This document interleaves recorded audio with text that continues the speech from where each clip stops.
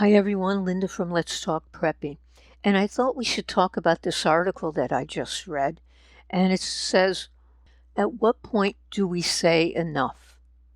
And it's really very interesting. It's about what's going on in our country, how they're trying to bring it down. And I know you're going to know everything that's going on in this country, but it's also interesting to see exactly what's going on. We're over here at criticallythinking.substack.com. criticallythinking.substack.com. At what point do we say enough? What's happening to America? And it's by John Drozd, D-R-O-Z, Jr. Traditionally, this is the time of year we review our life's decisions and then make some New Year's resolutions. But when do we as citizens have such a contemplation about America's direction? And he says he basically thinks now is the time, that it's long overdue. And he says, let's step back and look at several examples where Americans' opponents are attacking and what successes they've had to date. And hopefully, this might focus our attention on areas we will push back against, working together with other like-minded citizens in effective ways. And the first target they had was religion, and their strategy was to undermine Judeo-Christian beliefs and morality, replace these with an unpublished set of values made up by a collection of stuffed shirts enforced by parties with no authority to do so. And we know they've been attacking religion for years now. And the next target was men, and we know they're always attacking men. They're trying to emasculate them, feminize them, and weaken them. And then they also had women as a target, and their strategy was to defeminize them, undermine the role of mothers, inflate discrimination claims about them. And families, the strategy was redefine what a conventional family is and undercut its importance.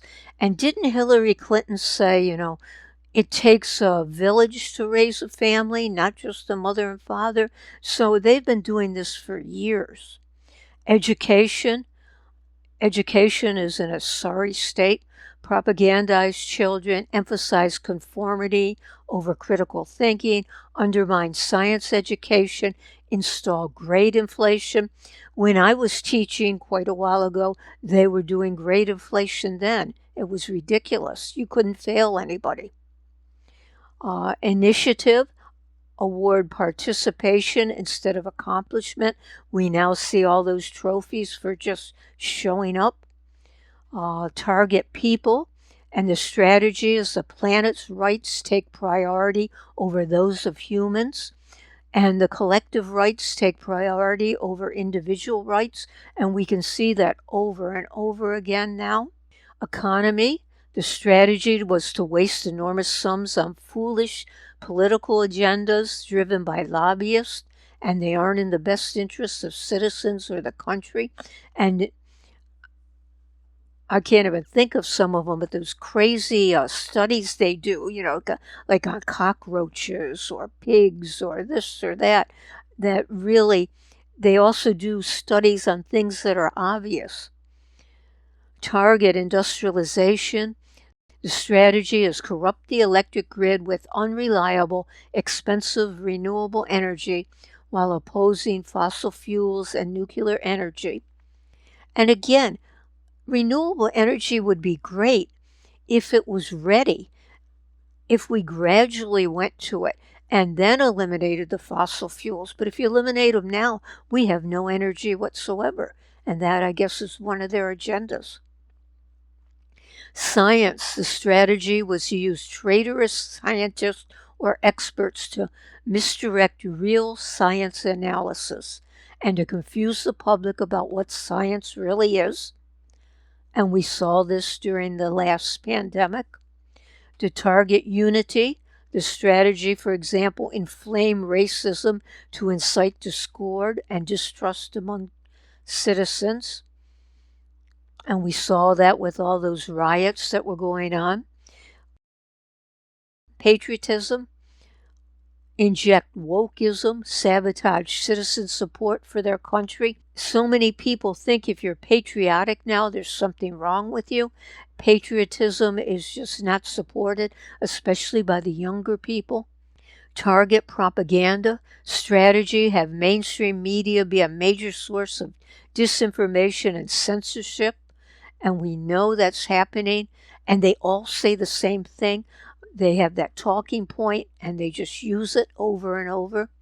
Civility, the strategy, the new normal is personal attacks on any who dare to express opinions that differ from current political agendas. That would be all of the prepper YouTube videos. Target elections, strategy, corrupt the election process so that key legislatures are not always elected by the citizens. Resist audits to expose this. Target legislatures, strategy, promote petty political agendas that take priority over what is in the best interest of citizens and country. And have you ever wondered how someone goes into office barely making it money-wise and comes out millionaires? Military, the strategy, use most of the above tactics to weaken our military. And after setting the stage for America's demise, our opponents then began carefully doing some checks to make sure everything was proceeding according to plan. For example, consider the following tests, all of which have been successful. Inject in mainstream media, comic strips, TVs, movies, a message demeaning men, then verify that few notice and even fewer yet object. And if you look at any of the popular TV shows now, you see that the man is never in charge of the family anymore. I don't know so much about movies since I don't really go to movies, but I'm sure it's the same thing. Insert anti-American marketing terms into the vocabulary. See how many citizens will incorporate them in their communication.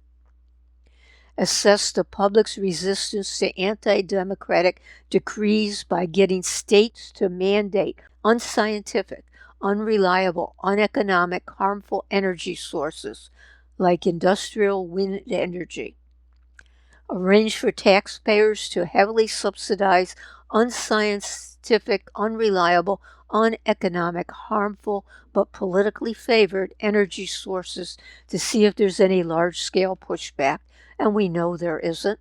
And then after succeeding with numbers 3 and 4, get the states to force U.S. rural citizens, often against their will, to accept nonsensical energy sources into their community.